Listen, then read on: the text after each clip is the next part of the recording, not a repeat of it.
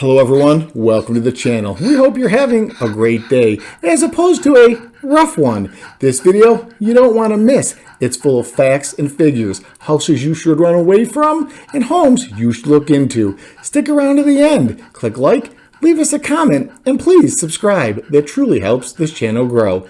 Okay, let's dive right into it. Shopping for your dream home, as fun as it sounds, can be very stressful. Over my professional career, I've seen pretty much everything. In this video, I'll go over the main types of houses I truly feel you should stay away from, far away. One of the first styles of houses I would run away from are the ones with too much glitter, bling. Perhaps you do like the lion statues in the living room or the oversized aquarium in the master bedroom.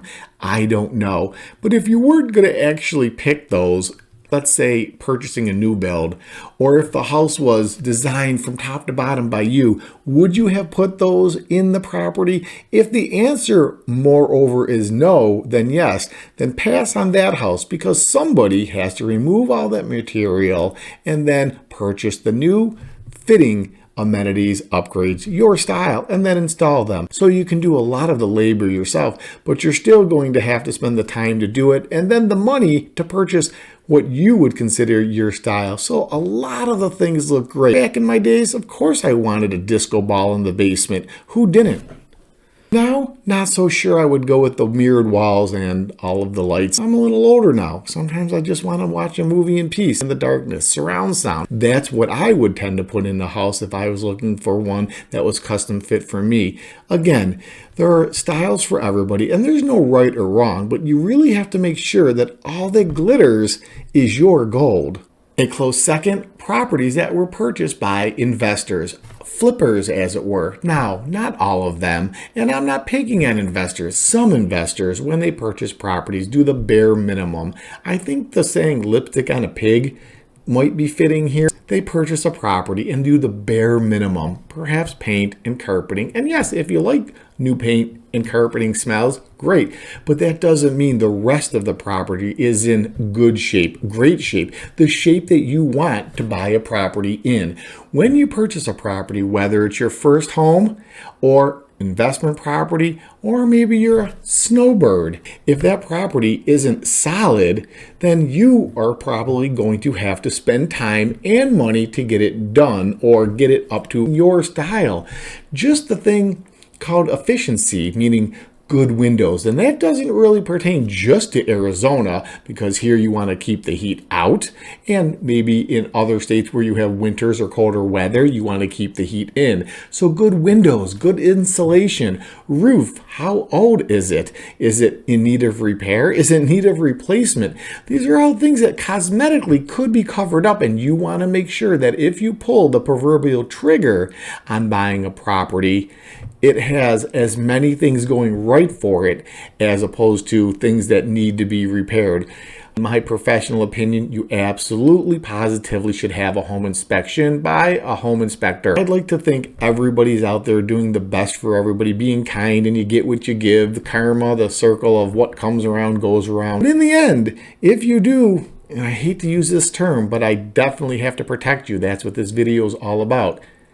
Fall for it because it looks nice, then you're probably going to be in shock. And I'm not trying to scare anybody. I'm just saying I've seen this over and over where somebody purchases a property and then the next thing you know, there's a pipe leak. And instead of it being a little repair, they have to take out all the pipes, or it goes through the wall and they have to take care of that damage. And then that damage leads to something else they discovered, where if you would have just taken your time, it's really up to you. When you're signing on the dotted line to purchase a property, you want to make sure that that home, or again, investment property, and I consider every property an investment, whether it's your first home, second home, or again, a true income ROI return on investment type of property, the one that you want to own and take pride in at some level. But even before pride comes into the situation or the storyline, you want to make sure that you're getting the best bang for your buck. And there are investors out there that do the bare minimum just to maximize their profit. There's nothing wrong with maximizing profit. It's the American dream. But where I find issue with it is when people that aren't professionals get taken advantage of because they didn't do the research, or maybe they didn't ask the right questions, and on surface the house looked beautiful because of paint and carpeting. And that's the main thing that I hope you get out of this bullet point. Don't always fall for a house that looks and smells good. We have to dig a little deeper to find out truly what's what. If you're looking for your dream home, perhaps an investment property or a second home here in the Valley of the Sun, then our new mobile app is for you. It's fast, it's private, it's accurate. Best of all, it's free. Go ahead, give it a try. Let's stick to this subject, doing the best we can to find out what's going on with a property that you're interested in purchasing in Arizona. And I'm sure it's about the same in other states, but here we are allowed to ask the seller for what's known as the SPUDs. That's an acronym that stands for Seller's Property Disclosure Statement, and it's plus or minus 6 pages that the seller fills out to the best of their ability of what did or didn't happen to the property. Did it have a cracked foundation, or does it have a cracked foundation? Fire in the kitchen, pests out here, scorpions. That's a video you might want to look into on this channel. Is the roof in repair or need of repair? Did it have a repair? Was there a leak? I guess you understand where I'm going with this. It's 6 pages, again, plus or minus, of information about the property that the seller should be honest about and fill out to the best of their ability. And I say that over and over, and I'll explain why, what they know about the property. Sometimes they don't know, and I'm going to tie this back into the bullet point we just got off of. Investors many times say they will not provide the SPUDs, or they can't complete the SPUDs.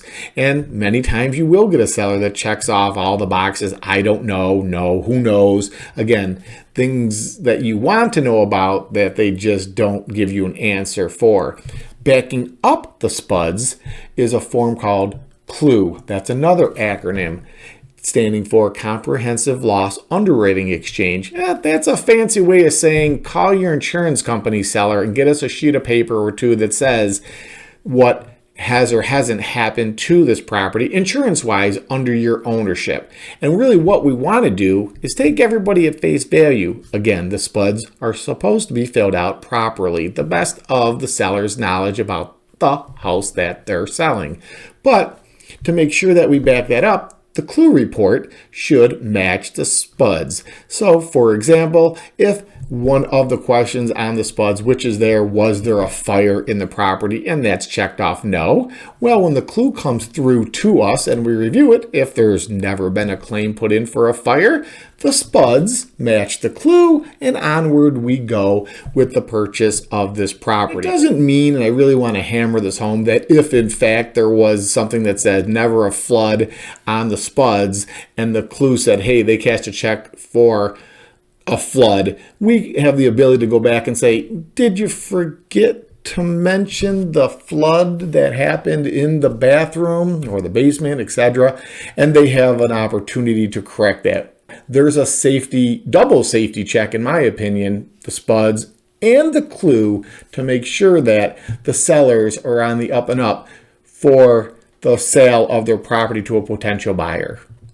Bonus time, I love giving you extra information. One thing you can do if you're not a licensed professional with all the tools or skills or programs that we have, look at a property online. Many times you can see the old pictures and compare them to the new pictures, and you can kind of see what the current owner has done to the property and ask those questions like, oh, when did you rip out the laminate floor and put in hardwood flooring? At least then they know you know. This next one, I'm pretty sure you guessed was going to be in this video. The age of a property. Look, I'm not picking on things that are old. Typically, the older the property, the more issues it's going to have. Then again, I personally think that things were built back in the days, in some cases, were built much better than they are today. Leave me a comment. Give me an example of something you think was built better then than now. What has happened over the years is things change, ideas change. I'll give you a couple examples. Back in the days, ceilings were lower. Maybe people are growing taller now, or maybe builders just said, hey, let's just put the ceilings a little higher. It makes the house feel more spacious. And it does. You walked into properties that the ceilings aren't 8 feet, they're 10. Same thing with staircases. Back in the days, they were steeper, a harder climb. Now they're a less of an angle to give you an easier time. Over the years, people, I'll say builders or inventors, have changed the way properties are made and the materials that go into making those properties better, safer. When you walk into a property, you hear, or you might say, oh, this one looks or feels old. And not so much because of the age of the property, but more because of what it actually has. And sometimes you like that property. So that's why, although I'll say, make sure you know the age of a property and what may or may not be an issue down the road. But some people actually like the older style look, and some people want as modern as possible. Everybody has their own preferences. I'm only here providing information to let you know that if the property is older, it may have been redone or reworked a couple of times, and you want to use your eagle eye or have somebody with the professional look give it the once over to make sure that you're not buying a property that is just too old for you to bring up to your standards. There's another bonus for you, actually 3 in 1. When we're talking about the age of the homes, some properties will have lead-based paint. Here in Arizona, there's actually a lead-based paint addendum. Typically, houses that are 1979 or newer won't have lead-based paint, but you want to look into that. If it does, then you will have options to move forward or not based on that result of the lead-based paint test. There's also in basement homes, and out here in Arizona, there's not that many basement homes, but there are basement homes. Other places in the country, basements could have mold. I'm not a mold expert, but what I do know is most molds are not harmful. There's a lot of different kind of molds, but typically you don't want to buy a house with any kind of mold. So you want to make sure that you test, or at least have somebody test for mold. Lastly, asbestos. I'm not an asbestos professional. Heck, I'm not even sure if I'm pronouncing the word correctly, but I think you understand when I'm saying that you want to make sure that the home is free of asbestos. I think sometimes popcorn ceilings have them. Hey, if it had it and it was removed, was it properly removed? Kind of like we talked about earlier, or I talked about earlier, making an older house more modern. Maybe somebody, a flipper, and again, not picking on investors, just saying they raised the ceilings. That's awesome. They made the ceilings, higher. They made the room look bigger. But did they properly remove what was prior there? I hope those 3 little tips help you out, because they could be big dollars for you. And who wants to spend big dollars when you're already buying a property? This style of house I would run away from, or at least walk away from. Okay, maybe you love it, but you have to make sure that it was done properly.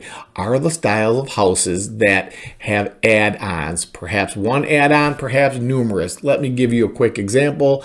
Many houses, in fact, most houses here in Arizona have patios, and some people enclose them. You want to make sure it was done properly. And throughout this video, I say up to code. Yes, there is actually a legal permittable code that you want to make sure the house has. It was permitted properly for these additions. But overall, you want to make sure it's safe if you're going to purchase this home. So safe when it comes to the code, the safety of it, but also its functionality. Sure, anyone can probably put up a wall for a patio or walls, but did they do it properly, safely? And again, I don't want to beat the dead horse, but it's so important you understand that if you just walk into a home and like, oh, this one is perfect. Is it? You have to make sure that they did it the right way. And while I'm on that subject, let me give you another example. Some people take a carport, for example, and they turn it into a garage.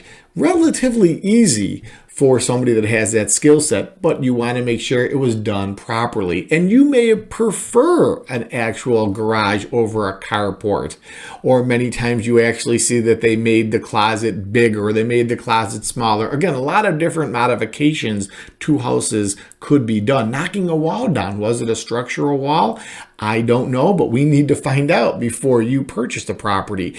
And the enhancement that somebody may have done to this property may be exactly what you want, which is fine. You just want to make sure that if they added or subtracted, perhaps altered said property, it was done properly. This bonus is for anyone thinking about purchasing a new build home. Typically, the subdivision is a clean slate, so you want to make sure you ask questions. What is going to be built here? Maybe the builder has answers. Maybe the sales rep can dig into it, and or your real estate agent. None of them have crystal balls. If you already know the house is there, done, built, and so is the community and surrounding areas, and your house is at the end of a runway, you know that. If there's a railroad track in your backyard, you would know that. But again, if the subdivision is brand new, you want to know what are going to be proposed to be there. Yes, there's rules and regulations of what can and can't be put there. I'm not sure they're going to put a maximum security prison in your backyard, but they might decide to run a freeway in your backyard where before you had a beautiful view of the mountains. Just something to look out for. Know what is around your property, because sometimes you need quick access to a gas station or food mart to grab the eggs and milk or fill up the tank. So you want to make sure that there is one there, or they are there, or maybe they're going to be built there. But do you want them that close to you? That's the research of houses that you may want to stay away from, even though this isn't exactly the house we're talking about, but we are talking about what is around your house.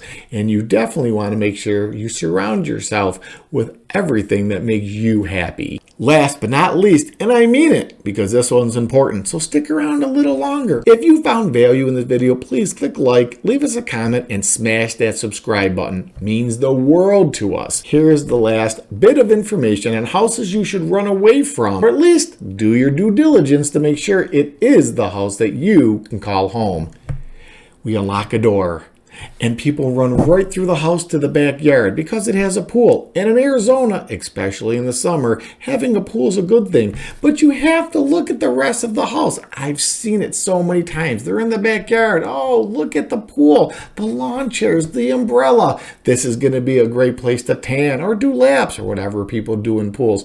But they didn't look at the rest of the property, meaning the house. You want to make sure that you're not buying the house because of the pool. Yes, pools cost money, but nowhere in the same realm of what it costs to have the home built. So please, even though the house has a pool and the backyard probably looks like a summer oasis, and you can imagine yourself having all kinds of fun in that pool, but please take your time to look at the home. Make sure it fits your needs. And of course, you're going to get a home inspection, and if there is a pool, you can have a pool inspector to make sure that everything is to where you want it to be, safety wise, again, code wise, or just functionality wise. But my point being is, please don't purchase the home based on what the backyard looks like. You're going to spend the majority of your time inside the house, not outside. If you like this video, make sure you check out this one. I'll see you over there. Until next time, take care. God bless America. I'll talk to you soon.